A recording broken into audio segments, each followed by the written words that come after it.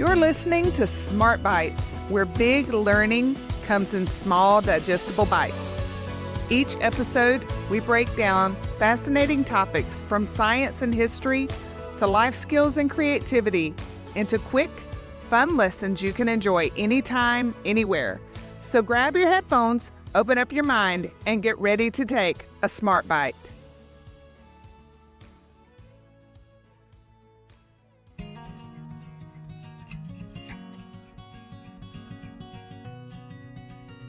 There was a time in American history when survival depended on grit, gunpowder, and a very large dog. Not a dainty lap dog, not a fancy show dog.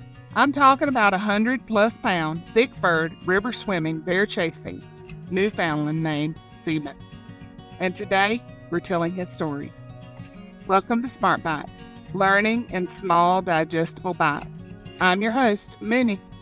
So pull up a porch chair because this one is about loyalty, endurance, and the kind of courage that doesn't bark back afterwards. We're headed west with Lewis and Clark on their legendary Lewis and Clark expedition, and we're taking their four-legged crew member right along with us.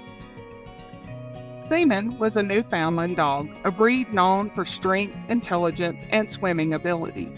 These dogs were originally bred in Newfoundland, Canada, to help fishermen haul nets and rescue people from icy waters. And if you know anything about the American frontier, you know that's exactly the kind of dog you want. In 1803, while preparing for the expedition west, Lewis purchased Seaman for $20, a hefty price at the time. That's the equivalent of several $100s today. Lewis didn't buy him for decoration, he bought him for survival. And let me tell you something plainly, this wasn't a leisurely nature hike. The Lewis and Clark expedition was a 2-year-long journey across unmapped territory after the Louisiana Purchase doubled the size of the United States. President Thomas Jefferson wanted information. He needed maps, trade routes, scientific observations, and diplomatic contact with native tribes. Seaman was officially listed in the congressional record, but he shows up again and again in Lewis's journals, which tells us something.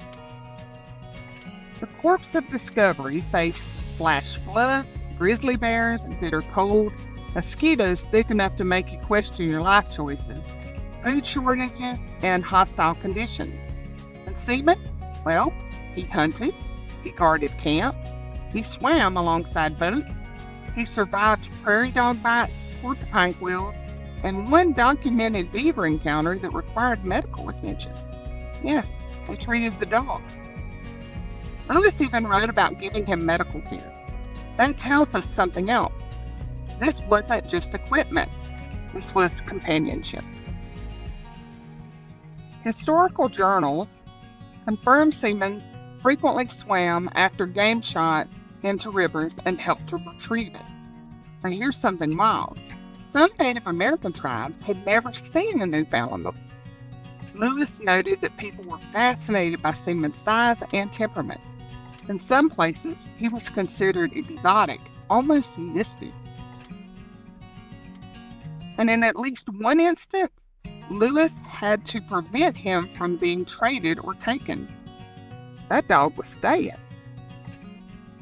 Now let's get serious for just a minute. Modern research shows that dogs reduce stress hormones like cortisol and increase oxytocin, the bonding hormone. Even today, therapy dogs lower blood pressure and improve morale. Frontier life was isolating, dangerous, and mentally exhausting. A loyal animal in camp? That wasn't sentimental fluff. That was psychological reinforcement. Studies from the NIH confirm that interaction with dogs lower stress and increase emotional resilience. Imagine 33 men on the edge of the unknown, and one big black dog paddling between them at night. Sometimes courage looks like musket, and sometimes it looks like fur. Now, let me tell you something personal. We talk about explorers like they were Iron Men, unbreakable, fearless, carved from oak. But read the journals closely, and you'll see exhaustion, illness, and doubt. There were nights when they did not know if they'd survive winter, days when the river wouldn't cooperate, moments when they were entirely at the mercy of weather and wilderness. And in those moments, there was Seaman, not asking about maps, not worrying about Congress, not doubting the mission, just there. Sometimes the strongest presence in a room is the one that doesn't speak.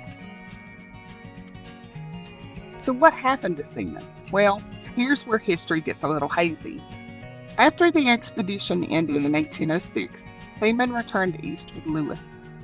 Some accounts, though debated, suggest he may have been with Lewis until his death in 1809. There are unverified legends that Seaman was killed or died shortly after Lewis, but solid documentation fades. And that's the hard truth of history.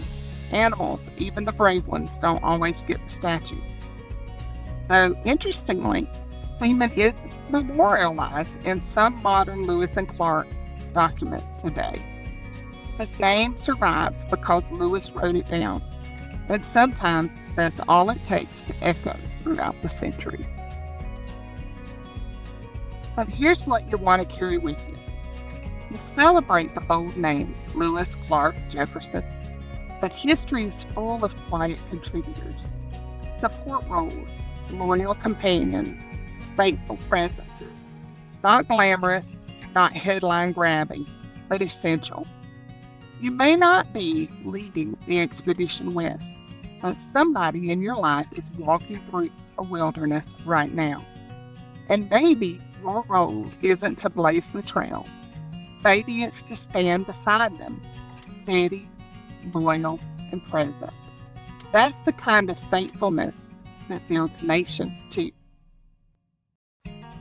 So yes, there was a time when America expanded west with rifles and riverboats, but it also expanded with muddy paws and a wagging tail.